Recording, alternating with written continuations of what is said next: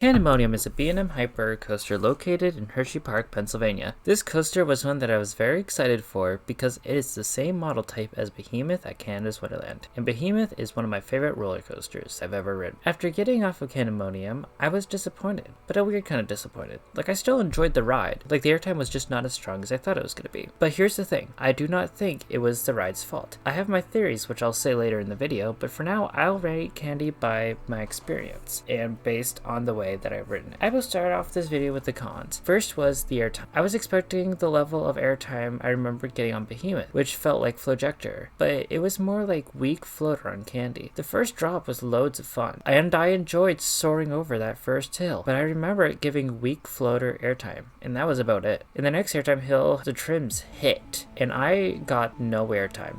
Didn't lift me out of my seat at all. It was only the speed hill that gave me airtime after that. The weird hill after the helix may have given me airtime, but I honestly just don't remember if it did or not. I'm not sure how to explain it, but just the way the ride felt, it felt like it was not riding to its full potential.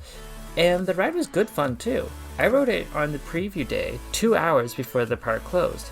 And I went on it immediately because the coaster had a 10-minute wait. And I rode it like right on the second to last seat, all the way to the right. The drop had more of a plummet feeling than a floater airtime feeling, but I don't remember, like, it did have some floater airtime, but I don't remember it being strong. But hey, the plummeting feeling was still really fun. Then afterwards, you flew into the first airtime hill. You soared right through that hill, but in my experience, you only got some okay floater on it. After that hill, you went through another turnaround with no other purpose than to just, be a turnaround into another airtime hill. I got ready for some good airtime, but then the trim hit. I felt the trim slow down the train and then got no airtime over the hill, and I was very disappointed. Then after that hill, I went into a speed hill, which gave me the airtime I was craving. The helix upwards had some fun force, and the hill after that had an odd yet fun sensation. After one more airtime hill, which I don't remember whether or not this one gave me airtime, it went through the infamous fountain helix. An unpopular opinion, but it feels fast quite through it.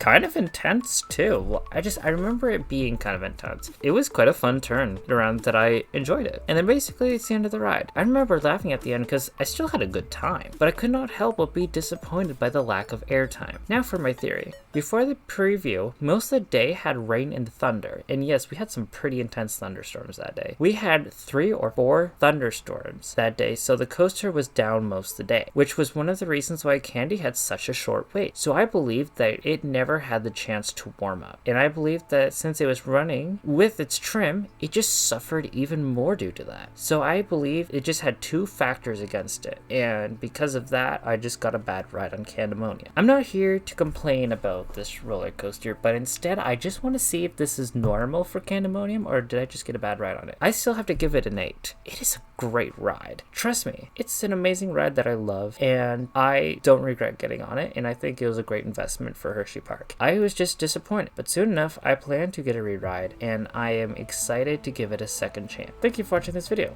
I put a lot of work into these, and so it means a lot to me that you watched it. If you enjoyed it, it would mean a lot to me if you were to like the video and subscribe to my channel. Thank you, and have a great day.